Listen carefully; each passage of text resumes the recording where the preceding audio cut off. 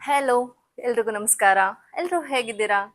ನೀವೆಲ್ಲ ತುಂಬಾ ಚೆನ್ನಾಗಿದ್ದೀರಾ ಅಂತ ಭಾವಿಸ್ತಾ ಇವತ್ತಿನ ವ್ಲಾಗ್‌ನ ಶುರು ಮಾಡ್ತಾ ಇದ್ದೀನಿ. ಇವತ್ತು ನಾನು ಬರ್ತಾನೆ ಒಂದು ಡೈರಿ ಇಟ್ಕೊಂಡ್ ಬಂದೆ. ಇದೇನು ಅಂತ ನೋಡ್ತಿದ್ದೀರಾ? ಸೊ ಇದು ಯಾವ ಮ್ಯಾನಿಫೆಸ್ಟೇಷನ್ ಬುಕ್ ಕೂಡ ಅಲ್ಲ ಅಂಡ್ ಮ್ಯಾಜಿಕ್ ಬುಕ್ ಕೂಡ ಅಲ್ಲ. It's just my personal dairy ಅಷ್ಟೇ. ನಾನು ಯೂಟ್ಯೂಬ್ ಸ್ಟಾರ್ಟ್ ಮಾಡೋಕ್ ಮುಂಚೆ ಕೆಲವೊಂದು ಟಾಪಿಕ್ಸ್‌ನ ಬರೆದಿಟ್ಟಿದ್ದೆ. ನನಗೆ ಯಾವುದ್ರ ಬಗ್ಗೆ ಗೊತ್ತಿದೆ ಅಂಡ್ ನಾನು ನಿಮಗೆ ಯಾವುದ್ರ ಬಗ್ಗೆ ತಿಳಿಸಿದ್ರೆ ನಿಮಗೆ ಉಪಯೋಗ ಆಗತ್ತೆ ಮುಂದಿನ ದಿನಗಳಲ್ಲಿ ಅಂತ ಕೆಲವೊಂದು ಟಾಪಿಕ್ಸ್ ಇಂಟ್ರೆಸ್ಟಿಂಗ್ ಆಗಿರುವಂಥದ್ದನ್ನ ಬರೆದಿಟ್ಟಿದೆ. ಆ ಟಾಪಿಕ್ಸ್ ಅಲ್ಲಿ ಒಂದು ಟಾಪಿಕ್ನ ಇವತ್ತು ಪಿಕ್ ಮಾಡಿ ನಿಮ್ಮ ಹತ್ರ ಶೇರ್ ಮಾಡ್ಕೊತಾ ಇದ್ದೀನಿ. ಬನ್ನಿ ಇವತ್ತಿನ ಬ್ಲಾಗ್ನ ಶುರು ಮಾಡೋಣ. ಇವತ್ತು ನಾನು ಯಾವ್ದ್ರ ಬಗ್ಗೆ ಮಾತಾಡ್ತಿದ್ದೀನಿ ಅಂತ ಹೇಳಿದ್ರೆ ಯೋಗಾಸನದ ಬಗ್ಗೆ. ಹೌದು, ತುಂಬಾ ಜನ ಕೇಳ್ತಾ ಇದ್ರಿ ನೀವು ಯೋಗ ಟ್ರೈನರ್ ಅಲ್ವಾ, ಸೊ ಯೋಗದ ಬಗ್ಗೆನೂ ಸ್ವಲ್ಪ ವಿಡಿಯೋಸ್ ಮಾಡಿ ಅಂತ ಹೇಳಿ. ಅದು ನಾನು ಮುಂಚೆನೆ ಬರ್ದಿಟ್ಟಿದ್ದೆ ಕೂಡ. ನಾನು ಯೋಗದ್ದು ಕೆಲವೊಂದು ವಿಡಿಯೋಗಳನ್ನ ಮಾಡಬೇಕು, ತುಂಬಾ ಯೂಸ್ಫುಲ್ ಆಗುವಂತ ವಿಡಿಯೋಗಳು ಆಗಿರ್ಬೇಕು ಅಂತ ಹೇಳಿ. ಅದರಲ್ಲಿ ಒಂದು ಟಾಪಿಕ್ ಯಾವ್ದಂತ ಹೇಳಿದ್ರೆ ಯೋಗ ಆಸನದಿಂದ ಪೀರಿಯಡ್ಸ್ ಪೇನ್ ಕಡಿಮೆ ಆಗತ್ತೆ ಅನ್ನೋದಾದ್ರೆ ಯಾವ ಆಸನಗಳನ್ನ ಮಾಡ್ಬೇಕು, ಎಷ್ಟೊತ್ ಮಾಡ್ಬೇಕು, ಹೇಗ್ ಮಾಡ್ಬೇಕು, ಮತ್ತೆ ಯಾಕೆ ಪರ್ಟಿಕ್ಯುಲರ್ ಆಗಿ ಅದೇ ಆಸನಗಳನ್ನ ಮಾಡ್ಬೇಕು, ಅದರಿಂದ ಮಾತ್ರ ಪೀರಿಯಡ್ಸ್ ಪೇನ್ ಕಡಿಮೆ ಆಗುತ್ತೆ ಅನ್ನೋದು ಏನಿದೆ, ಅದ್ ಹೇಗ್ ವರ್ಕ್ ಆಗುತ್ತೆ, ಇದೆಲ್ಲದ್ರ ಬಗ್ಗೆ ಹೇಳ್ಕೊಡ್ತೀನಿ. ಯಾಕೆ, ಏನು, ಹೇಗೆ, ಇದು ಮೂರು ಯಾವತ್ತು ನಮ್ಗೆ ಕ್ವೆಶನ್ ಮಾರ್ಕ್ ಆಗಿರ್ಬೇಕು.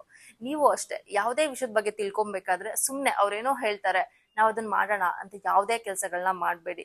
ಅದ್ ಯಾಕೆ ಮಾಡ್ಬೇಕು, ಹೇಗ್ ಮಾಡ್ಬೇಕು, ಮಾಡೋದ್ರಿಂದ ಉಪಯೋಗ ಏನು, ಈ ತರ ಕಂಪ್ಲೀಟ್ ಆಗಿ ನಾಲೆಜ್ ತಗೊಂಡ್ ಮೇಲಷ್ಟೇ ಯಾವುದೇ ಕೆಲಸನಾದ್ರೂ ಶುರು ಮಾಡಿ. ಇವತ್ ಕೂಡ ನಾನು ಯಾವ್ದೋ ಎಲ್ಲೋ ಸ್ಟಡಿ ಮಾಡಿದ್ದು, ಯಾರೋ ಹೇಳಿದ್ದು ಕೇಳಿದ್ದನ್ನ ನಾನು ನಿಮ್ಮ ಹತ್ರ ಶೇರ್ ಮಾಡ್ತಿಲ್ಲ. ಸ್ವತಃ ನಾನೇ ಸರ್ಟಿಫೈಡ್ ಯೋಗ ಟ್ರೈನರ್ ಆಗಿರೋದ್ರಿಂದ ನನ್ಗೆ ಏನೇನ್ ಗೊತ್ತು, ನಾನೇನು ಅಭ್ಯಾಸಗಳನ್ನ ಮಾಡ್ತೀನಿ ಅದನ್ನ ನಾನು ನಿಮ್ಗೆ ಶೇರ್ ಮಾಡ್ತಾ ಇದ್ದೀನಿ. ಈ ನಡುವೆ ಈ ಜನರೇಷನ್ ಹೇಗಾಗಿದೆ ಅಂದ್ರೆ ಹೊರಗಡೆ ಆಹಾರ ತುಂಬಾ ತಿಂತಾರೆ. ಸೊ ಎಷ್ಟೊಂದ್ ಜನ ಹೆಣ್ಮಕ್ಳು ಸ್ಕೂಲ್ಗೆ ಹೋಗಲ್ಲ, ಪೀರಿಯಡ್ಸ್ ಟೈಮ್ ಅಲ್ಲಿ ಕಾಲೇಜ್ಗೆ ಹೋಗಲ್ಲ ಅಂಡ್ ಕೆಲ್ಸಕ್ಕೆ ಹೋಗೋರು ಕೆಲ್ಸಕ್ಕೆ ರಜಾ ಹಾಕ್ತಾರೆ. ಸುಮ್ನೆ ಆ ರಜನ ಅವ್ರು ಬೇರೆದಕ್ಕೆ ಯೂಸ್ ಮಾಡ್ಕೊಬಹುದು, ಅವ್ರಿಗೆ ಅನಿವಾರ್ಯತೆ ಇದ್ದಾಗ ಯೂಸ್ ಮಾಡ್ಕೊಬಹುದು. ಅದನ್ ಬಿಟ್ಟು ಈ ತರ ಪೀರಿಯಡ್ಸ್ಗೋಸ್ಕರ ಎವ್ರಿ ಮಂತ್ ರಜಾ ತಗೋತಾ ಇದ್ರೆ ಅದು ಸುಮ್ನೆ ವೇಸ್ಟ್ ಅಲ್ವಾ. ಅವಶ್ಯಕತೆಗೆ ಇದ್ದಾಗ ಮಾತ್ರ ನಾವು ರಜಾ ತಗೊಬೇಕಾಗತ್ತೆ. ಆತರ ಸುಮ್ನೆ ಅನ್ನೆಸರಿ ನಮ್ಗೆ ಇದೆಲ್ಲ ಪ್ರಾಬ್ಲಮ್ ಆಗ್ತಾ ಇದೆ. ಅದಕ್ಕೆ ಇದನ್ನೆಲ್ಲ ಕಂಪ್ಲೀಟ್ ಆಗಿ ತೆಗ್ದಾಕೋಣ. ಸೊ ಯೋಗ ಮಾಡೋಣ. ಇವತ್ತಿನ ವ್ಲಾಗ್ ಕಂಪ್ಲೀಟ್ ಆಗಿ ಯೋಗದ ಬಗ್ಗೆ ಇರುತ್ತೆ. ಹೆಣ್ಮಕ್ಳಿಗೆ ಈ ಹಾರ್ಮೋನಲ್ ಚೇಂಜಸ್ ಯಾವಾಗ ಜಾಸ್ತಿ ಆಗತ್ತೆ ಅಂತ ಹೇಳಿದ್ರೆ ಪೀರಿಯಡ್ಸ್ ಅಲ್ಲಿ, ಬಿಟ್ರೆ ಪ್ರೆಗ್ನೆನ್ಸಿ ಟೈಮ್ ಅಲ್ಲಿ ಅವಾಗ್ಲೂ ಅಷ್ಟೇ ತುಂಬಾ ಮೂಡ್ ಸ್ವಿಂಗ್ಸ್ ಆಗತ್ತೆ. ಸೊ ಈ ಮೂಡ್ ಸ್ವಿಂಗ್ಸ್ ಆಗತ್ತೆ ಅಂತ ಹೇಳ್ತೀವಲ್ವಾ, ಸೊ ಇದು ಆಗೋದು ನಮ್ಗೆ ಹಾರ್ಮೋನಲ್ ಇಂಬ್ಯಾಲೆನ್ಸ್ ಇಂದಾನೆ. ನಮ್ಮ ಬ್ರೈನ್ ಅಲ್ಲಿ ಈ ಸೆರೋಟಿನಿನ್ ನೀವು ಏನ್ ಹೇಳ್ಬೋದು ಅಂದ್ರೆ ನಮ್ಮ ಮೂಡ್ ಸ್ವಿಂಗ್ಸ್ ನ ಆನ್ ಆಫ್ ಮಾಡುವಂತ ಒಂದು ಪ್ಲೇ ಬಟನ್ ಅನ್ಕೊಳ್ಳಿ, ಸಿಂಪಲ್ ವೇನಲ್ಲಿ ಹೇಳ್ಬೇಕಂತ ಹೇಳಿದ್ರೆ.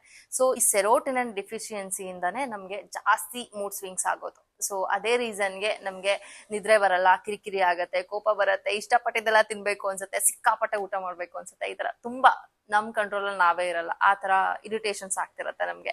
ಸೊ ಇದೇ ರೀಸನ್ಗೋಸ್ಕರ ಮೇನ್ಲಿ. ಸೊ ಇದನ್ನ ಫಸ್ಟ್ ತಿಳ್ಕೊಳ್ಳಿ. ಇದೊಂಥರ ಎವ್ರಿ ಮಂತ್ ಇದ್ದಿದ್ದೆ. ಸೊ ಇದನ್ನ ನಾವೇನು ಬದಲಾಯಿಸಕ್ ಆಗಲ್ಲ. ಸೊ ಅದನ್ನ ಅಟ್ಲೀಸ್ಟ್ ಕಾಮ್ ಮಾಡ್ತಾ ಹೋಗ್ಬೋದು ಅಷ್ಟೇ, ಸ್ವಲ್ಪ ಕಂಟ್ರೋಲ್ ತಗೊಂತಾ ಬರ್ಬೋದು. ನಂದೇ ಯೋಗ ಮಾಡಿರುವಂತ ಪೋಸಸ್ಗಳದ್ದು ಫೋಟೋಸ್ ಹಾಕಿ ನಿಮ್ಗೆ ಎಕ್ಸ್ಪ್ಲೈನ್ ಮಾಡೋಣ ಅಂತ ಅನ್ಕೊಂಡೆ. ಬಟ್ ನನ್ಗೆ ಎಲ್ಲಾದು ಬೇರೆ ಬೇರೆ ಕಲರ್ ಕಾಸ್ಟ್ಯೂಮ್ಸ್ ಅಲ್ಲಿ ಇದೆ ಅಂಡ್ ಪ್ರಾಪರ್ ಆಗಿಲ್ಲ. ವಿಡಿಯೋಸ್ ಇದೆ, ಫೋಟೋಸ್ ಇಲ್ಲ ಸರಿಯಾಗಿ. ಅಂದ್ರೆ ನಾನು ನಿಮ್ಗೆ ಏನ್ ಹೇಳಕ್ ಹೊರಟಿದ್ದೀನಿ ಆ ಆಸನಗಳದ್ದು ಫೋಟೋಸ್ ಇಲ್ಲ. ಹಾಗಾಗಿ ಫೋಟೋಸ್ ನ ಗೂಗಲ್ ಇಂದ ತಗೊಂಡಿದ್ದೀನಿ, ನಂದಲ್ಲ. ಸೊ ಗೂಗಲ್ ಇಂದ ತಗೊಂಡು ಅದನ್ನ ಎಕ್ಸ್ಪ್ಲೈನ್ ಮಾಡ್ತಾ ಇದೀನಿ ನಿಮ್ಗೆ. ಶುರು ಮಾಡೋಣ. ನಂಗೆ ಗೊತ್ತು ನಿಮಗೆ ಪೀರಿಯಡ್ಸ್ ಟೈಮಲ್ಲಿ ಕಂಫರ್ಟಬಲ್ ಆಗಿ ಸುಮ್ಮನೆ ಮಲ್ಕೊಳ್ಳೋದೇ ಕಷ್ಟ ಆಗುತ್ತೆ, ಅದರಲ್ಲಿ ಯೋಗ ಬೇರೆ ಮಾಡಬೇಕಾ ಅಂತ ಯೋಚನೆ ಮಾಡ್ತಿರ್ತೀರಲ್ವ. ಎನಿವೆ ಹಾಗೆ ಅನ್ಕೋಬೇಡಿ, ಆರಾಮಾಗಿ ಕಂಫರ್ಟಬಲ್ ಆಗಿ ಮಲ್ಕೊಳ್ಳಿ. ಬಟ್ ಬೆಡ್ ಮೇಲೆ ಮಲ್ಕೊಬೇಡಿ, ಫ್ಲೋರ್ ಮೇಲೆ ಮಲ್ಕೊಬೇಕು. ಮ್ಯಾಟ್ ಹಾಕೊಂಡು ಮಲ್ಕೊಳ್ಳಿ, ಇಲ್ಲ ಚಾಪೆ ಇದ್ರೂ ಓಕೆ ನಡೆಯುತ್ತೆ. ಬಟ್ ಬೆಡ್ ಮೇಲೆ ಏನಾಗುತ್ತೆ, ಅದು ಸಾಫ್ಟ್ ಇರುತ್ತಲ್ವ ಬೆಡ್ಡು, ನಮ್ಮ ಪೋಸ್ಚರ್ ಕರೆಕ್ಟಾಗಿ ಬರಲ್ಲ, ನಮ್ಮ ಸ್ಪೈನಲ್ ಸ್ಟ್ರೈಟ್ ಆಗಿರಲ್ಲ. ಆ ರೀಸನ್ಗೋಸ್ಕರ ನಾವು ಬೆಡ್ ಯೂಸ್ ಮಾಡಬಾರ್ದು, ಮ್ಯಾಟ್ ಮೇಲೆ ಮಲ್ಕೊಬೇಕು. ಇದು ನಮ್ಮ ಮೊದಲ ಆಸನ. ಸೊ ಚೆನ್ನಾಗಿ ಅನ್ನಿಸ್ಲಿ, ಗುಡ್ ಫೀಲ್ ಕೊಡಲಿ ಅಂತೇಳಿ ಈ ಆಸನದನ್ನೇ ಶುರು ಮಾಡ್ತಾ ಇದ್ದೀನಿ. ಇದನ್ನು ನಾವು ಪವನ ಮುಕ್ತಾಸನ ಅಂತಲೂ ಹೇಳ್ತೀವಿ, ಅಪನಾಸನ ಅಂತಲೂ ಹೇಳ್ತೀವಿ. ನಿಮಗೆ ಇಂಗ್ಲೀಷಲ್ಲಿ ಹೇಳಬೇಕು ಅಂತ ಹೇಳಿದ್ರೆ ನೀಸ್ ಟು ಚೆಸ್ಟ್ ಪೋಸ್ ಅಂತ. ಜಸ್ಟ್ ಏನಿಲ್ಲ, ಆರಾಮಾಗಿ ಮಲ್ಕೊಂಡಿರ್ತೀರ. ನಿಮ್ಗೆ ಎರಡೂ ಕಾಲನ್ನ ಸ್ಲೋಲಿ ಎದೆ ಹತ್ರ ತೊಗೊಂಡು ಪ್ರೆಸ್ ಮಾಡ್ಲಿಕ್ಕೆ ಆಗ್ತಿಲ್ಲ ಅಂದರೆ 1 by 1 ಕೂಡ ಮಾಡ್ಬೋದು. ಒಂದು ಕಾಲನ್ನ ಸ್ಲೋಲಿ ನಿಧಾನಕ್ಕೆ ಇನ್ಹೇಲ್ ಮಾಡ್ತಾ ಕಾಲನ್ನ ಎದೆ ಹತ್ರ ತೊಗೊಂಡು ಪ್ರೆಸ್ ಮಾಡಿ ಕಂಫರ್ಟಬಲಾಗಿ, ತುಂಬ ಒತ್ತಿಡ್ಕೊಂಬೇಡಿ, ಕಂಫರ್ಟಬಲಾಗಿ ಮಾಡಿ. ಇದಾದಮೇಲೆ ಒಂದು 30 ಸೆಕೆಂಡ್ ಹೋಲ್ಡ್ ಮಾಡಿ ಇನ್ನೊಂದು ಕಾಲು, ಈ ಕಾಲನ್ನ ರಿಲೀಸ್ ಮಾಡಿ ಇನ್ನೊಂದು ಕಾಲು ಆಪೋಸಿಟ್ ಲೆಗ್ನ ಮಾಡಿ. ಅಥವಾ ಇಫ್ ಯು ಆರ್ ಕಂಫರ್ಟಬಲ್ ಎರಡೂ ಕಾಲನ್ನ ಕೂಡ ಸ್ಲೋಲಿ ಚೆಸ್ಟ್ ಹತ್ರ ತೊಗೊಂಡು ನಿಧಾನಕ್ಕೆ ಮಾಡ್ತಾ ಇಟ್ಕೊಂಡಿರ್ಬೋದು. 30 ಸೆಕೆಂಡ್ ಮಾಡಿ ಇದನ್ನು 30 ಸೆಕೆಂಡ್ ಮಾಡಿ 30 ಸೆಕೆಂಡ್ ಬ್ರೇಕ್ ತೊಗೊಂಡು ಇದನ್ನು ಒಂದು 3 to 4 ಟೈಮ್ಸ್ ಮಾಡಿ. ಯಾವುದೇ ಆಸನನ ನೀವು ಶುರು ಮಾಡಬೇಕಾದ್ರೆ ಇನ್ಹೇಲಿಂದ ಶುರು ಮಾಡಿ, ರಿಲೀಸ್ ಮಾಡುವಾಗ ಎಕ್ಸೇಲ್ ಮಾಡಿ. ಸೊ ಇದನ್ನು ಗಮನದಲ್ಲಿಟ್ಕೊಳ್ಳಿ, ಮೇನ್ ಥಿಂಗ್ ಇದೇ ಇಂಪಾರ್ಟೆಂಟು. ಜೊತೆಗೆ ಇವಾಗ ನೀವು ಯಾವುದೇ ಆಸನ ಮಾಡ್ತಾ ಇರಿ, ನಾನು ಪುನಃ ಇದನ್ನ ರಿಪೀಟ್ ಮಾಡಲ್ಲ. ಜಸ್ಟ್ ಲೈಕ್ ನೀವು ಯಾವುದೇ ಆಸನ ಮಾಡ್ತಿದ್ದೀರಾ ಆ ಪೋಸ್ಚರ್ ಮಾಡಬೇಕಾದ್ರೆ ಇವಾಗ ಕೈ ಬೆಂಡ್ ಮಾಡ್ತಿರ್ತೀರ, ಇಲ್ಲ ಕಾಲು ಪ್ರೆಸ್ ಮಾಡ್ತಿರ್ತೀರ, ಈಗೇನೋ ಇರುತ್ತೆ ಅಂದ್ಕೊಳ್ಳಿ, ಅಲ್ಲೇನೋ ಇಂಜುರಿ ಆಗಿದೆ ನಿಮಗೆ, ಅಥವಾ ಇನ್ನೇನೋ ಪೇಯ್ನ್ ಆಗಿದೆ, ಆಕ್ಸಿಡೆಂಟ್ ಆಗಿದೆ, ಈ ಥರ ಕೆಲವೊಂದು ಪ್ರಾಬ್ಲಮ್ ಇರುತ್ತಲ್ವ, ನೋವಿದೆ, ತುಂಬ ನೋವಿದೆ ಅಂತೆಲ್ಲ ಹೇಳ್ತಾರೆ. ಆ ಪೋಸ್ನ ಸ್ಕಿಪ್ ಮಾಡಿ. ಸೊ ಯಾವುದೇ ನೋವು ಇಟ್ಕೊಂಡು ನೀವು ಯಾವುದೇ ವರ್ಕೌಟ್ ಮಾಡಬಾರ್ದು. ಯೋಗ ಕೂಡ ಹಾಗೆ, ನಿಮಗೆ ನೋವಿದೆ ಅಂತ ಹೇಳಿದ್ರೆ ಮಾಡೋಕ್ಕೆ ಹೋಗಬೇಡಿ. ಇನ್ನು ಈ ಪೋಸ್ ಏನು ಮಾಡಬೇಕು ಅಂತ ಹೇಳಿದ್ರೆ, ಅಂದರೆ ಏನು ಯೂಸ್ ಆಗುತ್ತೆ ಅಂತ ಹೇಳಿದ್ರೆ, ಈ ಪೋಸ್ಚರ್ ಮಾಡೋದ್ರಿಂದ ಲೋವರ್ ಬ್ಯಾಕ್ ಪೇಯ್ನ್ ಏನಿದೆ ಅದು ಕಡಿಮೆ ಆಗುತ್ತೆ, ಮತ್ತು ಫ್ಲೆಕ್ಸಿಬಿಲಿಟಿ ಜಾಸ್ತಿ ಆಗುತ್ತೆ, ಮತ್ತು ನಿಮಗೆ ಸ್ಟ್ರೆಸ್ ಆಂಗ್ಸೈಟಿ ಇರುತ್ತೆ ಗೊತ್ತಾ, ಸೊ ಅದು ಕಡಿಮೆ ಆಗುತ್ತೆ. ಮತ್ತು ಪೀರಿಯಡ್ಸ್ ಟೈಮಲ್ಲಿ ಎಸ್ಪೆಷಲಿ ಬ್ಲೋಟಿಂಗ್ ಆದಂಗೆ ಆಗುತ್ತೆ ಹೊಟ್ಟೆ ಭಾಗ, ಸೊ ಅಂದರೆ ದಪ್ಪ ಆಗಿದೆ ಅನ್ನೋ ಥರ ಫೀಲ್ ಆಗುತ್ತೆ. ಅದನ್ನು ಸ್ವಲ್ಪ ಕಡಿಮೆ ಮಾಡ್ತಾ ಹೋಗುತ್ತೆ, ಹೊಟ್ಟೆ ನೋವು ಕಡಿಮೆ ಮಾಡುತ್ತೆ ಮೇನ್ಲಿ. ಹಾಗಾಗಿ ಈ ಪೋಸ್ಚರ್ ಮಾಡಬೇಕು. ಇನ್ನು ಸೆಕೆಂಡ್ ಒನ್ ಬಟರ್ಫ್ಲೈ ಪೋಸ್, ಕನ್ನಡದಲ್ಲಿ ಬದ್ಧಕೋನಾಸನ ಅಂತ ಹೇಳ್ತಾರೆ. ಇದಂತೂ ನಾನು ರೆಗ್ಯುಲರಾಗಿ ಕ್ಲೈಂಟ್ಸಿಗೆ ಮಾಡಿಸ್ತಿರ್ತೀನಿ. ಜಸ್ಟ್ ಬಟರ್ಫ್ಲೈ ಥರ ಕಾಲು ಮೇಲೆ ಕೆಳಗಡೆ ಮಾಡಬೇಕು. ಫ್ಲೋರ್ಗೆ ಆದಷ್ಟು ಟಚ್ ಮಾಡಲಿಕ್ಕೆ ಟ್ರೈ ಮಾಡಬೇಕು. ಎವ್ರಿ ಡೇ ಇದನ್ನು ಒಂದು 100 ಟೈಮ್ಸ್ ಆದರೂ ಮಾಡಿದ್ರೆ ತುಂಬಾ ಬೆನಿಫಿಟ್ ಇದೆ. ಇದು ನಿಮ್ಮ ಪೀರಿಯಡ್ಸ್ ಹೊಟ್ಟೆ ನೋವೇನಿದೆ ಸೊ ಅದನ್ನು ಕಡಿಮೆ ಮಾಡುತ್ತೆ, ಮತ್ತು ಲೋವರ್ ಬ್ಯಾಕ್ ಪೇನ್ ಇತ್ತಂದರೆ ಅದನ್ನು ಕಡಿಮೆ ಮಾಡುತ್ತೆ. ಇದಂತೂ ಹುಡುಗಿಯರು ರೆಗ್ಯುಲರಾಗಿ ಮಾಡೋದ್ರಿಂದ ಪೀರಿಯಡ್ಸ್ ಪ್ರಾಬ್ಲಮ್ ಇರುತ್ತೆ ಗೊತ್ತಾ, ಒಬ್ರಿಗೆ ಇರ್ರೆಗ್ಯುಲರ್ ಆಗ್ತಿರತ್ತೆ, ಸರಿಯಾಗಿ ಪೀರಿಯಡ್ಸ್ ಆಗ್ತಿರೋದಿಲ್ಲ, ಅದಕ್ಕೆ ಟ್ಯಾಬ್ಲೆಟ್ಸ್ ಎಲ್ಲ ತಗೊಳ್ಳೋದ್ರ ಬದಲು ಇದನ್ನೇ ಟ್ರೈ ಮಾಡ್ಬೋದು. ಇದರಿಂದ ತುಂಬ ಯೂಸ್ಫುಲ್ ಆಗುತ್ತೆ ಹುಡುಗಿಯರಿಗೆ. ಇನ್ನು ನೆಕ್ಸ್ಟ್ ಪೋಸ್ ಏನಂತ ಹೇಳಿದ್ರೆ ವೀರಾಸನ. ಕೆಲವರು ಕನ್ಫ್ಯೂಸ್ ಆಗ್ತಾರೆ ವಜ್ರಾಸನಕ್ಕೂ ವೀರಾಸನಕ್ಕೂ. ವಜ್ರಾಸನ ಅಂತ ಹೇಳಿದ್ರೆ ನಿಮ್ಮ ಕಾಲ್ಗಳ ಮೇಲೆ ನಿಮ್ಮ ಹಿಪ್ ಕೂತಿರತ್ತೆ. ಸೊ ವೀರಾಸನ ಅಂತ ಹೇಳಿದ್ರೆ ಅಕ್ಕಪಕ್ಕ ಇರುತ್ತೆ, ಹಿಪ್ಸು ಫ್ಲೋರಿಗೆ ಟಚ್ ಆಗ್ತಾ ಇರತ್ತೆ, ಕಾಲ್ಗಳು ಆ ಕಡೆ ಈ ಕಡೆ ಇರುತ್ತೆ. ಅಂದರೆ ಇಟ್ಸ್ ಲೈಕ್ ಮಕ್ಕಳು ಒಂದು W ಶೇಪಲ್ಲಿ ಕೂತ್ಕೋತಾರೆ ಗೊತ್ತಾ, ಅದನ್ನು ಒಂದು ಸ್ವಲ್ಪ ಕ್ಲೋಸ್ಡ್ ಆಗಿ ಕೂತ್ಕೊತಾರೆ. ಸೊ ಇದು ವೀರಾಸನ.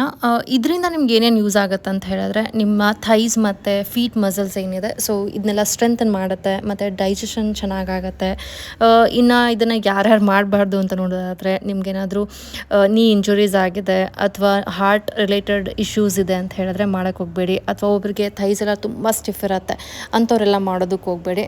ಸುಮ್ಮನೆ ಅದು ಇನ್ನೇನಕ್ಕೋ ಲೀಡ್ ಆಗಿಬಿಡತ್ತೆ ಅದಕ್ಕೆ.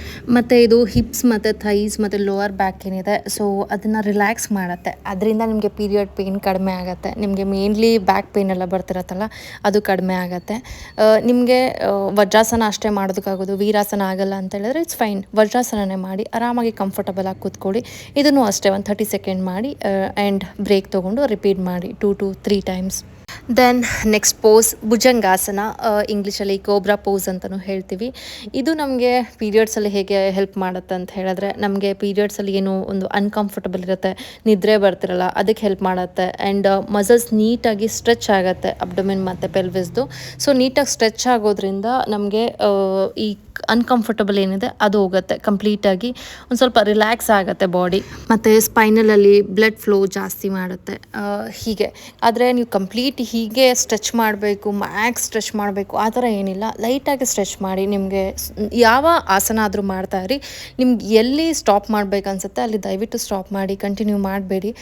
ತುಂಬ ನೋವನ್ನ ಒಂದೇ ಸತಿ ತೊಗೊಳೋದಕ್ಕಾಗೋದಿಲ್ಲ. ಸೊ ಅದೇನಾದರೂ ಸ್ಟೆಪ್ ಬೈ ಸ್ಟೆಪ್ ಹೋದ್ರೇ ಚೆಂದ. ಸೊ ಬೇಸಿಕ್ಸಿಂದನೇ ಶುರು ಮಾಡಿ, ಲೈಟಾಗಿ ಸ್ಟ್ರೆಚ್ ಮಾಡಿ, ಮ್ಯಾಕ್ಸ್ ಎಷ್ಟು ಮಾಡ್ಬೋದು ಅಷ್ಟು, ತುಂಬ ನೋವು ಮಾಡ್ಕೊಂಡೆಲ್ಲ ಸ್ಟ್ರೆಚ್ ಮಾಡೋಕ್ಕೆ ಹೋಗಬೇಡಿ. Next cat and cow pose. ಇದಂತೂ ತುಂಬ ಚೆನ್ನಾಗಿ ಅನಿಸುತ್ತೆ, ನಿಮಗೆ ರಿಲ್ಯಾಕ್ಸ್ ಆಗುತ್ತೆ ಬಾಡಿ. ಮತ್ತು ನೀವು ನೀಟಾಗಿ ಇನ್ಹೇಲ್ ಮಾಡ್ತಾ ಲುಕ್ ಅಪ್ ಮೇಲೆ ನೋಡಬೇಕು, ಆ್ಯಂಡ್ ಎಕ್ಸೇಲ್ ಮಾಡ್ತಾ ನಿಮ್ಮ ಬಾಡಿನ ಆರ್ಚ್ ಶೇಪಿಗೆ ತೊಗೊಂಡು ಬಂದು ಕೆಳಗಡೆ ನೋಡಬೇಕು. ಕಣ್ಣನ್ನು ನಾವು ದೃಷ್ಟಿ ಎಲ್ಲಿ ನೋಡ್ತಿದ್ದೀವಿ ಅನ್ನೋದು ಕೂಡ ಇಂಪಾರ್ಟೆಂಟು. ನೀವು ಯಾವುದೋ ಪೋಸ್ಚರ್ ಮಾಡ್ತಾ ಕಣ್ಣು ಯಾವುದೋ ಡೈರೆಕ್ಷನ್ಲಿದ್ದರೆ ಏನೂ ಯೂಸ್ ಆಗೋದಿಲ್ಲ. ಸೊ ನೀಟಾಗಿ ನೀವು ಇನ್ಹೇಲ್ ಮಾಡ್ತಾ ಲುಕ್ ಅಪ್ ಮೇಲೆ ನೋಡಬೇಕು, ಆ್ಯಂಡ್ ಎಕ್ಸೇಲ್ ಮಾಡ್ತಾ ಲುಕ್ ಡೌನ್ ಕೆಳಗಡೆ, ನಿಮ್ಮ ಬಾಡಿ ಆರ್ಚ್ ಶೇಪಲ್ಲಿ ಇರಬೇಕು. ಸೊ ಇದರಲ್ಲಿ ಏನಾಗುತ್ತೆ ಅಂತ ಹೇಳಿದ್ರೆ, ನಿಮ್ಮ ಬ್ಯಾಕ್ ಮತ್ತು ಅಬ್ಡಮಿನ್ ಮಸಲ್ಸ್ ಏನಿದೆ ನೀಟಾಗಿ ಸ್ಟ್ರೆಚ್ ಆಗುತ್ತೆ.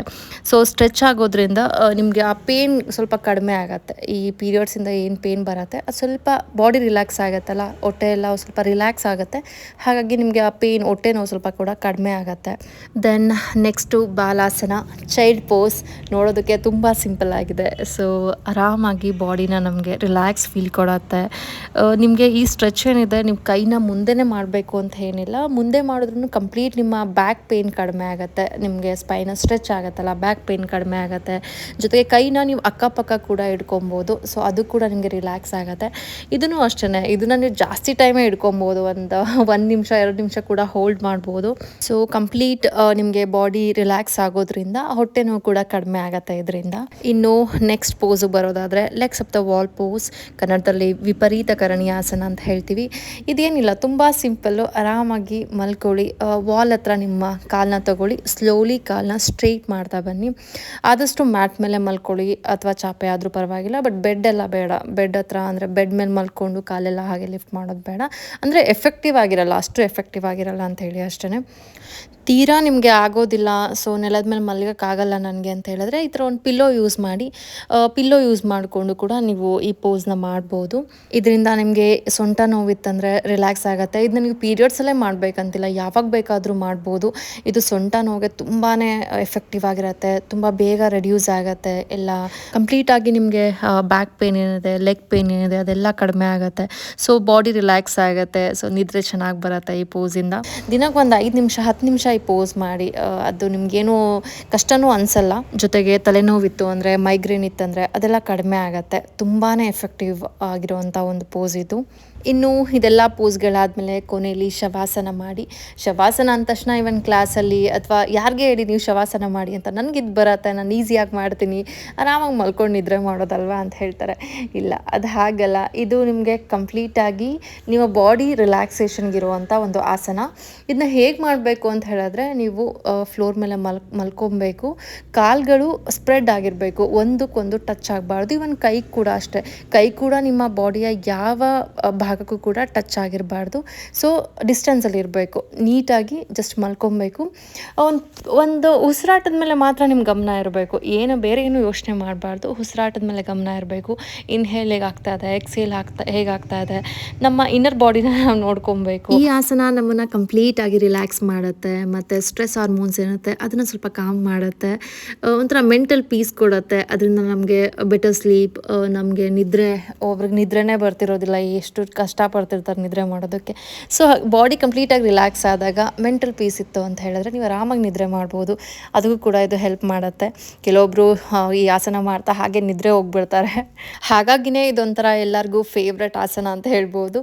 ಸೊ ಇದಿಷ್ಟು ಮಾಡಿ ಪೀರಿಯಡ್ಸ್ ಪೇನ್ ಏನಿದೆ ಅದು ಕಡಿಮೆ ಆಗುತ್ತೆ.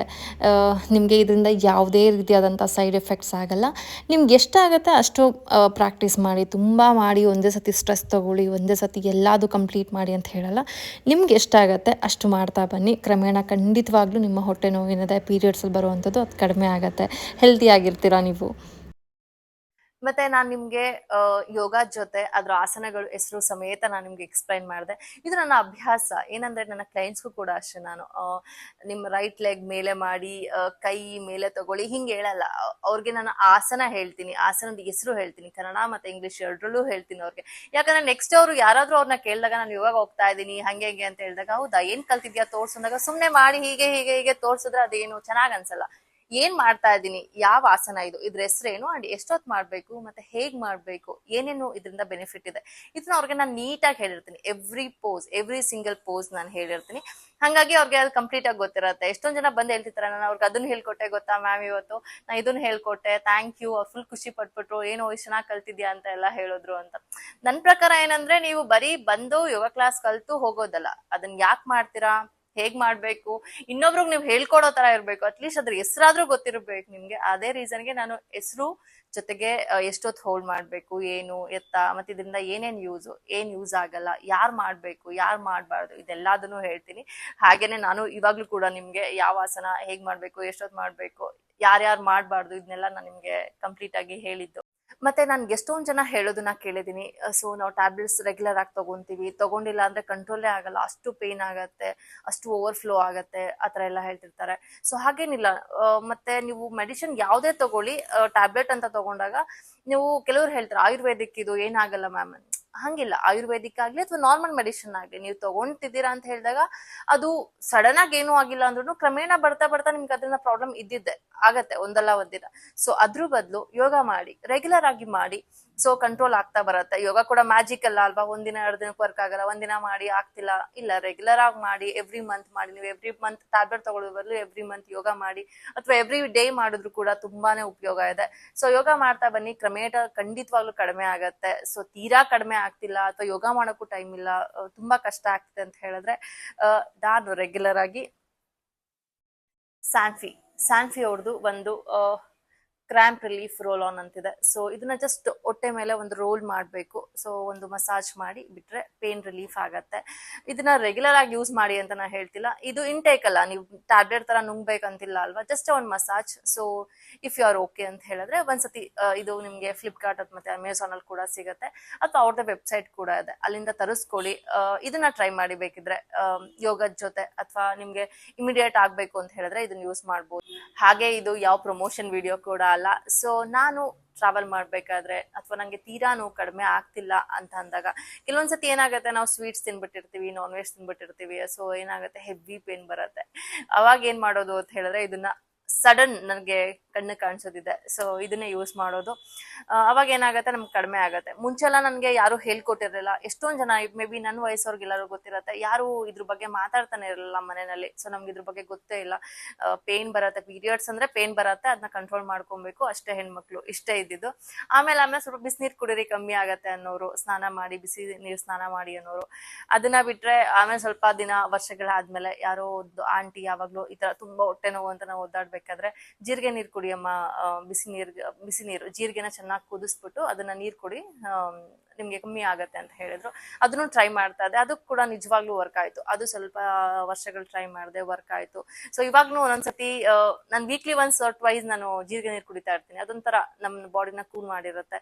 ಸೊ ಪೇನ್ ಸ್ವಲ್ಪ ಕಡಿಮೆ ಆಗೋದಕ್ಕೂ ಹೆಲ್ಪ್ ಮಾಡುತ್ತೆ ಅಂತ ಹೇಳಿ, ಅದಾದ್ಮೇಲೆ ಬರ್ತಾ ಬರ್ತಾ ನಾನು ಯೋಗದ ಕಡೆ ನನ್ನ ಒಲವು ಹೋಗಿದ್ದು. ಸೊ ಯೋಗ ಕಲಿತಾ ಬಂದೆ, ಪೇನ್ ಸ್ವಲ್ಪ ಕಡಿಮೆ ಆಗ್ತಾ ಬಂತು. ಅದಾದ್ಮೇಲೆ ನೆಕ್ಸ್ಟ್ ನಂಗೆ ಪೇನ್ ತೀರಾ ಇದು ಅಂತ ಹೇಳಿದಾಗ ನಂಗೆ ಸಿಕ್ಕಿದಿದೆ. ಸೊ ಹಂಗಾಗಿ ಎಷ್ಟೊಂದ್ ಜನ ನನ್ನ ಫ್ಯಾಮಿಲಿಯವ್ರಿಗೂ ನಾನು ಸಜೆಸ್ಟ್ ಮಾಡ್ತಿರ್ತೀನಿ, ತುಂಬಾ ನೋವು ಅಂತ ಹೇಳಿದಾಗ, ಚಿಕ್ಕ ಮಕ್ಳು ಇದಾರಲ್ಲ ನನ್ನ ಫ್ಯಾಮಿಲಿಲು, ಚಿಕ್ಕಿ ಹೊಟ್ಟೆ ನೋವ್ತಾ ಇದೆ, ಅದು ಇದು ಸೊಂಟ ನೋವ್ತಾ ಇದೆ, ಈ ತರ ಎಲ್ಲ ಹೇಳಿದಾಗ ನಾನು ಸಜೆಸ್ಟ್ ಮಾಡ್ತೀನಿ, ಈ ಆಸನ ಮಾಡಮ್ಮ, ಅದ್ ಮಾಡು, ಇದ್ ಮಾಡು ಅಂತ ಹೇಳ್ತಿರ್ತೀನಿ. ಯಾಕಂದ್ರೆ ನಮ್ಗೆ ಯಾರು ಹೇಳ್ಕೊಡೋರು ಸಿಕ್ಕಿರ್ಲಿಲ್ಲ. ಸೊ ನನ್ಗೂ ಈಗ್ಲೂ ನೆನ್ಪಿದೆ, ನಾನು ಮೇ ಬಿ ಒಂದು 9th 10th ಆ ಟೈಮಲ್ಲಿ ಅನ್ಸುತ್ತೆ. ಸೊ ಈ ತರ ಹೊಸದಾಗಿ ಬಂದಿತ್ತು ಇದೆಲ್ಲ ಪ್ಯಾಡ್ಸ್ ಎಲ್ಲ. ಅವಾಗ ಸ್ಟೇ ಫ್ರೀ ಅಥವಾ ವಿಸ್ಪರ್ ಯಾರು ಅಂತ ನಂಗೆ ನೆನಪಿಲ್ಲ, ಅವರು ಸ್ಕೂಲ್ಗಳಿಗೆ ಕಾಲೇಜ್ಗಳಿಗೆ ಬಂದು ಹೇಳ್ತಾ ಇದ್ರು. ಸೊ ನನ್ನ ಸ್ಕೂಲ್ಗೂ ಬಂದಿದ್ರು, ಹೇಳಿದ್ರು ಈ ತರ ಲಾಂಚ್ ಆಗ್ತಾ ಇದೆ, ನೀವು ಬಟ್ಟೆಗಳೆಲ್ಲ ಯೂಸ್ ಮಾಡಬಾರ್ದು ಹೆಣ್ಮಕ್ಳು, ಈ ತರ ಇದನ್ನ ಯೂಸ್ ಮಾಡಿ ಅಂತೆಲ್ಲ ಹೇಳಿದ್ರು. ಅದಾದ್ಮೇಲೆ ಅಥವಾ ನಮ್ಮ ಟೀಚರ್ಸ್ ಅವ್ರದ್ದು ಏನಿದೆ ಅದನ್ನ ಕೇಳ್ಬಿಟ್ಟು ನಮ್ಗೆ ಹೇಳ್ಕೊಡ್ಬೋದಿತ್ತು ಏನೇನು ಅಂತೇಳಿ ಕಂಪ್ಲೀಟ್ ಆಗಿ. ಬಟ್ ಇಲ್ಲ, ಟೀಚರ್ಸ್ ಎಲ್ಲ ಅದಕ್ಕೆ ಒಂಥರ ಸಂಕೋಚ ಮಾಡ್ಕೊಳ್ಳೋರು, ಏನು ಹೇಳಿರ್ಲಿಲ್ಲ. ಸೊ ಅದಾದ್ಮೇಲೆ ನಾವು ಎಷ್ಟೊಂದ್ ಜನ ಹೆಣ್ಮಕ್ಳು ನನ್ನ ಕ್ಲಾಸ್ಮೇಟ್ಸ್ ಎಲ್ಲ ಯೂಸ್ ಮಾಡೋದಕ್ಕೆ ಶುರು ಮಾಡಿದ್ವಿ. ಬಟ್ ನಮಗ್ ಗೊತ್ತಿಲ್ಲ, ಅವ್ರು ಹೇಳೋದ್ರು ಯೂಸ್ ಮಾಡ್ಬೇಕು, ಇಷ್ಟೇ ಗೊತ್ತಿರೋದು ನನಗೆ. ಒಂದ್ಸತಿ ಏನಾಯ್ತಂದ್ರೆ ಕಂಪ್ಲೀಟ್ ಲೈಕ್ ಓವರ್ಫ್ಲೋ ಆಗಿ ಇಚಿಂಗ್ ಶುರುವಾಯ್ತು. ಸೊ ಇದ್ರ ಬಗ್ಗೆ ಮಾತಾಡೋಕ್ ಸಂಕೋಚ ಏನಿಲ್ಲ ನನ್ಗೆ, ಇದೆಲ್ಲರೂ ಫೇಸ್ ಮಾಡಿರ್ತಾರೆ. ಸೊ ಇಚಿಂಗ್ ಶುರುವಾಯ್ತು, ಇರಿಟೇಷನ್ ಶುರುವಾಯ್ತು ನನ್ಗೆ ಯಾವ ಲೆವೆಲ್ಗೆ ಅಂತ ಹೇಳಿದ್ರೆ, ನನ್ಗೆ ಒಂದು ಶಾರ್ಪ್ ಆಗಿರೋ ನೈಫ್ ತಗೊಂಡು ಹಿಂಗೆ ಹೀಗೆ ಹೀಗೆ ಹೀಗೆ ಮಾಡಿದ್ರೆ ಹೇಗಾಗತ್ತೆ ಹಂಗೆ ನಾನು ಮೂವ್ಮೆಂಟ್ಸ್ ನಾನು ನಡ್ಕೊಂಡು ಹೋಗ್ತಿದ್ರೆ ಅಷ್ಟು ನಂಗೆ ನೋವಾಗ್ತಾ ಇತ್ತು. ಆಮೇಲೆ ಮನೆಗ್ ಬಂದು ಅಳೋದಕ್ ಶುರು ಮಾಡಿದೆ ನಾನು. ಆಮೇಲೆ ಮಾಮೂಲಿ ಮನೆಯಲ್ಲಿ ಇದ್ದಿದ್ದೆಲ್ಲ, ಸೊ ಪೌಡರ್ ಯೂಸ್ ಮಾಡು, ಹಂಗೆ ಹಿಂಗೆ ಕಡಿಮೆ ಆಗತ್ತೆ, ಬಿಟ್ಬಿಡು, 1-2 ದಿನ ಸರಿ ಹೋಗತ್ತೆ, ಈ ತರ. ಸೊ ಅದನ್ನ ನಂಗೆ ಎಷ್ಟು ಪ್ರಾಬ್ಲಮ್ ಆಯ್ತಂದ್ರೆ, ಮೇ ಬಿ 1-2 ದಿನ ನಾನು ನಡ್ಕೊಂಡು ಹೋಗ್ತಾ ಇದ್ರೆ, ದಾರಿಯಲ್ಲಿ ಯಾರಾದ್ರೂ ಹೋಗ್ತಾ ಇದ್ರೆ, ಏನಾಯ್ತಮ್ಮ ಹುಷಾರಿಲ್ವಾ, ಡ್ರಾಪ್ ಮಾಡ್ಲಾ ಅಂತ ಕೇಳೋರು. ಹಂಗೆ ಅಂದ್ರೆ ಮೂಮೆಂಟ್ಸ್ ಈ ಕಾಲ್ ಗೇಟ್ ಆಗಿದ್ದಾಗ ನಡ್ಕೊಂಡು ಹೋಗ್ತೀವಿ ಗೊತ್ತಾ, ಹಂಗಿರ್ತಾ ಇತ್ತು, ಅಷ್ಟು ನೋವಾಗ್ತಾ ಇತ್ತು. ಅವಾಗ ನಂಗೆ ಅನ್ಸ್ತಾ ಇತ್ತು, ಏನಿದು ಯಾರು ಹೇಳ್ಕೊಡ್ಲೇ ಇಲ್ಲಲ್ಲ ಅಂತ ಹೇಳಿ. ಆಮೇಲೆ ಬರ್ತಾ ಅದಾದ್ಮೇಲೆ ಯಾರು ಏನು ಹೇಳ್ಕೊಟ್ಟಿಲ್ಲ ಅಷ್ಟೇ. ಅದಾದ್ಮೇಲೆ ನಾನೇ ಅದನ್ನ ಚೇಂಜ್ ಮಾಡ್ಕೊಂಡು ಈ ತರ ಬೇಗ ಚೇಂಜ್ ಮಾಡೋದು, ಇದನ್ನೆಲ್ಲ ರೂಢಿ ಮಾಡ್ಕೊಂಡೆ. ಸೊ ಆಮೇಲೆ ನನ್ಗೂ ಗೊತ್ತಾಗಿದ್ದು, ನಾವು ಹೆಣ್ಮಕ್ಳು ನಮ್ಗೆ ಬ್ಲೀಡ್ ಆಗ್ಲಿ ಆಗದೆ ಇರ್ಲಿ 4 ರಿಂದ 5 ಗಂಟೆ ಒಳಗಡೆ ನಾವು ಪ್ಯಾಡ್ಗಳನ್ನ ಚೇಂಜ್ ಮಾಡ್ಬೇಕು. ಅದ್ರಲ್ಲೂ ಓವರ್ಫ್ಲೋ ಆಯ್ತು ಅಂತ ಹೇಳಿದ್ರೆ 1 or 2 ಅವರ್ಸ್ಗೆ ನಾವು ಚೇಂಜ್ ಮಾಡ್ಬಿಡ್ಬೇಕು. ಸೊ ಇಲ್ಲ ಅಂತ ಹೇಳಿದ್ರೆ ನಮ್ಗೆ ಅದು ಇನ್ಫೆಕ್ಷನ್ಸ್ ಆಗತ್ತೆ, ಆ ಜಾಗದಲ್ಲಿ ಇನ್ಫೆಕ್ಷನ್ ಆಗತ್ತೆ, ಇರಿಟೇಷನ್ಸ್ ಆಗತ್ತೆ, ಇದೆಲ್ಲ ಆಗತ್ತೆ. ಸೊ ನಾನ್ ಹೆಣ್ಮಕ್ಳಿಗೆ ಏನ್ ಹೇಳ್ತೀನಿ ಅಂತ ಹೇಳಿದ್ರೆ, 4 to 5 hours ಒಬ್ಬೊಬ್ರು ರಾತ್ರಿ ಎಲ್ಲ ಹಾಕೊಂಡ್ ಮಲ್ಕೊಂಡಿರ್ತೀರ, ಹಂಗೆಲ್ಲ ಮಾಡ್ಬೇಡಿ. ಅದನ್ನೆಲ್ಲ ನೀವು ಏನೇ ಯೂಸ್ ಮಾಡಿದ್ರು ಕೂಡ ಕೆಮಿಕಲ್ಸ್ ಇದ್ದೇ ಇರತ್ತೆ, ಅದ್ರಲ್ಲಿ ಸ್ವಲ್ಪ ಆದ್ರೂ ಆಡ್ ಮಾಡಿರ್ತಾರೆ. ಆದಷ್ಟು ನಾವು ನಮ್ ಸೇಫ್ಟಿಯಲ್ಲಿ ನಾವ್ ಇರ್ಬೇಕಲ್ವಾ, ಅದಕ್ಕೆ ಒಂದು 4 to 5 hours ಚೇಂಜ್ ಮಾಡಿ. ಮತ್ತೆ ನೀವು ನೈಟ್ ಮಲ್ಕೊಬೇಕಾದ್ರೆ ಅಂತ ಹೇಳಿದ್ರೆ, ಮಲ್ಕೊಳಕ್ ಹೋಗ್ಬೇಕಾದ್ರೆ ನೀವು ಇಮ್ಯಾಜಿನ್ ಸಾಯಂಕಾಲ 6 ಗಂಟೆಗೆ ಹಾಕೊಂಡಿದೀರಾ ಅಂದ್ರೆ ಅದನ್ನ ನೈಟ್ ರಿಮೂವ್ ಮಾಡಿ ಎಗೇನ್ ನೀವು ಮಲ್ಕೊಬೇಕಾದ್ರೆ ಫ್ರೆಶ್ ಆಗಿ ಹೊಸದನ್ನ ಯೂಸ್ ಮಾಡಿ. ಅಂಡ್ ಎಗೇನ್ ಬೆಳಗ್ಗೆ ಎದ್ದ ತಕ್ಷಣ ಚೇಂಜ್ ಮಾಡಿ. ಕೆಲವ್ರು ಏನ್ ಮಾಡ್ತಾರೆ ಅಂತ ಹೇಳಿದ್ರೆ, ಅದೇನಾದ್ರೂ ಬ್ಲೀಡ್ ಆಗಿಲ್ಲ, ಅಯ್ಯೋ ಚೂರೇ ಆಗಿದೆ ಅಂತ ಅನ್ಕೊಂಡು ಹೋಲ್ ಡೇ ಯೂಸ್ ಮಾಡೋರು ಕೂಡ ಇದಾರೆ. ಹಂಗೆಲ್ಲ ಯೂಸ್ ಮಾಡಬೇಡಿ, ಅದರಿಂದಾನೇ ಎಷ್ಟೊಂದು ಇನ್ಫೆಕ್ಷನ್ಸ್ ಎಲ್ಲ ಆಗತ್ತೆ, ಪ್ರಾಬ್ಲಮ್ ಆಗತ್ತೆ. ಸೊ ನಿಮ್ಗೆ ಸಡನ್ ಏನು ಅನ್ಸಲ್ಲ, ಅದು ಹೋಗ್ತಾ ಹೋಗ್ತಾ ಅದು ನಿಜವಾಗ್ಲೂ ನಿಮ್ಗೆ ಪ್ರಾಬ್ಲಮ್ ಆಗತ್ತೆ. 4 to 5 hours ಒಂದ್ಸತಿ ಚೇಂಜ್ ಮಾಡ್ಬಿಡಿ. ಮಲ್ಕೊಬೇಕಾದ್ರೆ ಸ್ಟಾರ್ಟ್ ಮಾಡಿ, ಹೊಸಾದ್ ಯೂಸ್ ಮಾಡಿ. ಅಂಡ್ ಬೆಳಗ್ಗೆ ಎದ್ದ ತಕ್ಷಣ ಅದು ಆಗಿರ್ಲಿ ಆಗದೆ ಇರ್ಲಿ, ಒಬ್ಬೊಬ್ರು ಆಗೇ ಇಲ್ಲ ಇರ್ಲಿ ಬಿಡು ಅದೇ ಹಂಗಿಲ್ಲ, ಆಗಿಲ್ಲ ಅಂದ್ರೂ ಕೂಡ ನೆಕ್ಸ್ಟ್ ಡೇ ಎದ್ದ ತಕ್ಷಣ ಚೇಂಜ್ ಮಾಡ್ಬಿಡಿ. ಆ ಟೈಮಲ್ಲಿ ಆದಷ್ಟು ಬಿಸಿನೀರಿಂದ ವಾಶ್ ಮಾಡ್ಕೊಳ್ಳಿ. ಮತ್ತೆ ವಾಶ್ ಮಾಡ್ಕೊಳ್ಳೋದಕ್ಕೆ ಕೆಲವೊಂದು ಲಿಕ್ವಿಡ್ಗಳು ಬರುತ್ತೆ. So if you are comfortable ಅದನ್ನ ತಗೊಂಡು ಅದನ್ನ ಯೂಸ್ ಮಾಡ್ಬೋದು. ಅಥವಾ ನೀವು ಸೋಪ್ ಯೂಸ್ ಮಾಡ್ತೀವಿ ಅದರಿಂದನೇ ನಿಮ್ಗೆ ಕಂಫರ್ಟಬಲ್ ಅಂತ ಹೇಳಿದ್ರೆ ಅದನ್ನೇ ಮಾಡಿ. ನಮ್ ಕಂಫರ್ಟಬಲ್ ನ ಬಿಟ್ಟು ಇನ್ನೇನೋ ಯಾವತ್ತೂ ನಾವು ಕೆಲಸಗಳನ್ನ ಮಾಡಬಾರ್ದು, ಹಾಗೆ ಮಾಡಿ. ಮತ್ತೆ ನಿಮ್ಮನೇಲಿ ಹೆಣ್ಮಕ್ಳಿದ್ದಾರೆ ಅಂತ ಹೇಳಿದ್ರೆ ಹೇಳ್ಕೊಡಿ, ಮಾತಾಡಿ ಅವ್ರ ಜೊತೆ, ಅದರಿಂದ ಏನೂ ಇಲ್ಲ. ಮತ್ತೆ ಕೆಲವೊಬ್ರು ನನ್ನ ಸ್ಟಾಫ್ಗಳೇ ಹೇಳೋದನ್ನ ಕೇಳಿದೀನಿ ನಾನು. ಸೊ ಆ ಟೈಮಲ್ಲಿ ನಾವು ಹಾಲಲ್ಲಿ ಮಲ್ಕೊಂತೀವಿ, ಕೆಳಗಡೆ ಮಲ್ಕೊಂತೀವಿ, ಚಾಪೆ ಮೇಲೆ ಮಲ್ಕೊಂತೀವಿ, ಹಾಗೆಲ್ಲ ಬೇಡ. ಈ ಟೈಮಲ್ಲಿ ಒಂದು ಹೆಣ್ಮಕ್ಳು ತುಂಬಾ ಬೇಗ ಒಂದು 6th 7th ದೊಡ್ಡವರಾಗ್ತಿದ್ದಾರೆ. ಸೊ ಅವ್ರಿಗೆ ಎಷ್ಟು ಕಂಫರ್ಟಬಲ್, ಆ ಟೈಮಲ್ಲಿ ಎಷ್ಟು ಕಂಫರ್ಟಬಲ್ ನಮ್ಗೆ ಬೇಕು ಅಂತ ಹೇಳಿದ್ರೆ ರೆಗ್ಯುಲರ್ ಡೇಸ್ಗಿಂತ ಜಾಸ್ತಿ. ಹಾಗಾಗಿ ಬೆಡ್ ಮೇಲೆ ಮಲ್ಕೊಳ್ಳೋದಕ್ ಬಿಡಿ, ಹಾಸಿಗೆ ಮೇಲೆ ಮಲ್ಕೊಳ್ಳಿ, ಕಂಫರ್ಟಬಲ್ ಆಗಿರ್ಲಿ, ಆಸೆ ಪಟ್ಟಿದ್ ತಿನ್ಲಿ.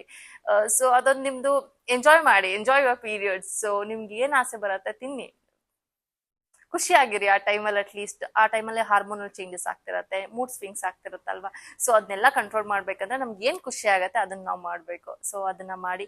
ಮತ್ತೆ ನಾನು ಟೀಚರ್ಸ್ಗಳಿಗೂ ಅದೇ ಹೇಳ್ತೀನಿ, ನಿಮ್ಗೆ ಕಂಫರ್ಟಬಲ್ ಇಲ್ಲ ಹುಡುಗರ ಮುಂದೆ ಮಾತಾಡೋದಕ್ಕೆ ಅಂತ ಹೇಳಿದ್ರೆ ನಿಮ್ದು ವರ್ಕ್ ಏನಿರುತ್ತೆ, ಸೊ ಪೀರಿಯಡ್ಸ್ ಮುಗಿದ್ಮೇಲೆ ಗಂಡ್ಮಕ್ಳನ್ನ ಒಂದು 5 ನಿಮಿಷ ಈಚೆ ಇರಿ ಅಂತ ಹೇಳಿ ಹೆಣ್ಮಕ್ಳಿಗೆ ಎಕ್ಸ್ಪ್ಲೈನ್ ಮಾಡಿ. ಅದರಿಂದ ನಿಜವಾಗ್ಲೂ ಅವ್ರು ನಿಮ್ಗೆ ಅಟ್ಯಾಚ್ ಆಗ್ತಾರೆ, ಖುಷಿ ಪಡ್ತಾರೆ ನಿಮ್ ಬಗ್ಗೆ. ಯಾಕಂದ್ರೆ ಪೀರಿಯಡ್ಸ್ ಬಗ್ಗೆ ಮನೇಲಂತೂ ಮಾತಾಡಲ್ಲ, ಮನೇಲೂ ಸರಿಯಾಗಿ ಹೇಳ್ಕೊಡಲ್ಲ. ಹಾಗಿದ್ದಾಗ ನೀವುಗಳು ಹೇಳ್ಕೊಟ್ಟಾಗ ಅವ್ರಿಗೆ ನೀವು ಕನೆಕ್ಟ್ ಆಗ್ತೀರಾ, ಮ್ಯಾಮ್ ಎಷ್ಟು ಒಳ್ಳೆಯವರಲ್ವಾ, ನಮ್ಗೆ ಹೇಳ್ಕೊಡ್ತಾರಲ್ವಾ. ಸೊ ಮತ್ತೆ ಅವ್ರು ನಿಮ್ಗೆ ಗೊತ್ತಿರಲ್ಲ ಅವ್ರು ಎಷ್ಟು ನಿಮ್ಗೆ ಕನೆಕ್ಟ್ ಆಗ್ತಾರೆ ಅಂತ. ಅವ್ರಿಗೆ ಏನೇ ಪ್ರಾಬ್ಲಮ್ ಇದ್ರು ನಿಮ್ಮ ಹತ್ರ ಬಂದು ಶೇರ್ ಮಾಡ್ತಾರೆ, ನಿಮ್ ಸಜೆಷನ್ಸ್ ಕೇಳ್ತಾರೆ. ಅದರಿಂದ ಯಾರಿಗ್ ಗೊತ್ತು, ಅದರಿಂದ ಅವ್ರ ಲೈಫಲ್ಲಿ ಎಷ್ಟೊಂದು ಚೇಂಜಸ್ ಆಗ್ಬೋದು, ಬದಲಾವಣೆಗಳಾಗಿ ಅವ್ರ ಲೈಫ್ ಇನ್ನೂ ಖುಷಿ ಆಗ್ಬೋದು. ಸೊ ಈ ತರ ಟೀಚರ್ಸ್ಗಳು ಕೂಡ ಮಕ್ಳಿಗೆ ಹತ್ರ ಆಗಿ ಎಲ್ಲಾದ್ರ ಬಗ್ಗೆ ಮಾತಾಡಿ, ಪೀರಿಯಡ್ಸ್ ಬಗ್ಗೆ ಮಾತಾಡಿ, ಎಕ್ಸ್ಪ್ಲೈನ್ ಮಾಡಿ, ತಿಳಿಸ್ಕೊಡಿ. ಅವ್ರಿಗೂ ಗೊತ್ತಿರಲ್ಲ ಅಲ್ಲ, ಸೊ ತಿಳಿಸ್ಕೊಡಿ. ನಿಮ್ಮನ್ನ ಅವರು ತುಂಬಾ ಎತ್ತರದಲ್ಲಿ ಇಡ್ತಾರೆ, ನಿಮ್ಮನ್ನ ತುಂಬಾ ಪ್ರೀತಿಸ್ತಾರೆ. ಫೇವ್ರೆಟ್ ಟೀಚರ್ ಯಾರು ಅಂತ ಹೇಳಿದ್ರೆ ಡೆಫಿನೆಟ್ಲಿ ನಿಮ್ಮ ಹೆಸರೇ ಹೇಳ್ತಾರೆ, ಬಿಕಾಸ್ ಅವ್ರು ನಿಮ್ಮ ಹತ್ರ ನಿಮ್ಗೆ ಕನೆಕ್ಟ್ ಆಗಿರ್ತಾರಲ್ವಾ. ಸೊ ಅದೊಂದು ಖುಷಿ ವಿಷಯ ನಿಮ್ಗೆ. ನನ್ ಪ್ರಕಾರ ಇದೆಲ್ಲ ಕೆಟ್ಟ ವಿಷಯಗಳಲ್ವೇ ಅಲ್ಲ. ಸೊ ಓಪನ್ ಆಗಿ ಮಾತಾಡ್ಬೇಕು, ಎಲ್ಲಾರು ಮಾತಾಡ್ಬೇಕು, ಪೇರೆಂಟ್ಸ್ ಆಗಿರ್ಬೋದು, ಟೀಚರ್ಸ್ ಆಗಿರ್ಬೋದು, ಶೇರ್ ಮಾಡ್ಕೊಬೇಕು. ಇದರಿಂದ ಏನು ಕೆಟ್ಟದಿಲ್ಲ. ಯಾವ್ದ್ಯಾವ್ದು ಅನ್ನೆಸೆಸರಿ ಜನ ಮಾತಾಡ್ತಾರೆ, ಫೋನಲ್ಲಿ ಬೇಡದವ್ರನ್ನೆಲ್ಲ ನೋಡ್ತಾರೆ. ಅದ್ರ ಬದಲು ಇದನ್ನ ನೋಡಿ, ಸೊ ಇದ್ರ ಬಗ್ಗೆ ತಿಳ್ಕೊಳ್ಳಿ. ನಿಮ್ಮ ಆರೋಗ್ಯ ನಿಮ್ ಕೈಲಿರೋದು. ಸೊ ನೀವ್ ಎಷ್ಟು ಆರೋಗ್ಯವಾಗಿರ್ತೀರಾ, ನಿಮ್ಮ ಮುಂದಿನ ಜೀವನ ಕೂಡ ಅಷ್ಟೇ ಇರತ್ತೆ. ಆರೋಗ್ಯವೇ ಭಾಗ್ಯ ಅಂತ ಹೇಳ್ತಾರಲ್ವಾ. ಆರೋಗ್ಯ ಒಂದಿತ್ತು ಅಂತ ಹೇಳಿದ್ರೆ ನೀವು ಎಲ್ಲದನ್ನು ಗೆಲ್ಬಹುದು. ಸೊ ನೀವು ಏನೇ ಮಾಡ್ಬೇಕಂದ್ರೂ ಆರೋಗ್ಯ ತುಂಬಾ ಇಂಪಾರ್ಟೆಂಟ್. ಸೊ ಅದ್ರಲ್ಲೂ ಈ ಪೀರಿಯಡ್ಸ್ ಏನಿದೆ ಆ ಟೈಮಲ್ಲಿ ತುಂಬಾನೇ ಹುಷಾರಾಗಿರ್ಬೇಕು ನಾವು.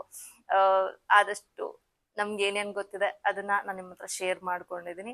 ಹೋಪ್ ನಿಮ್ಗೆ ಈ ವಿಡಿಯೋ ಇಷ್ಟ ಆಗಿದೆ, ಮತ್ತೆ ನಾನು ಹೇಳಿರುವಂತ ಯೋಗಾಸನಗಳನ್ನ ನೀವು ಪ್ರಾಕ್ಟೀಸ್ ಮಾಡ್ತೀರಾ ಅಂತ ಅನ್ಕೊಂಡಿದೀನಿ. ನನಗಂತೂ ಖುಷಿ ಇದೆ ಇದ್ರ ಬಗ್ಗೆ ಮಾತಾಡಿದ್ದು. ನಿಮ್ಗೆ ಏನು ಅನಿಸೋ ಅದನ್ನ ಕಮೆಂಟ್ ಮಾಡಿ ತಿಳಿಸಿ. ನೀವು ನನ್ನ ಚಾನಲ್ಗೆ ಸಬ್ಸ್ಕ್ರೈಬ್ ಆಗಿಲ್ಲ ಅಂದ್ರೆ ಸಬ್ಸ್ಕ್ರೈಬ್ ಮಾಡಿ, ಸಪೋರ್ಟ್ ಮಾಡಿ. ನಾನ್ ನಿಮ್ಗೆ ಇದೇ ತರ ಇನ್ಫಾರ್ಮೇಶನ್ ಕೊಡ್ತಾ ನೆಕ್ಸ್ಟ್ ವಿಡಿಯೋದಲ್ಲಿ ಸಿಗ್ತೀನಿ. ಅಲ್ಲಿವರೆಗೂ ಟೇಕ್ ಕೇರ್, ಬಾಯ್, ನಮಸ್ಕಾರ.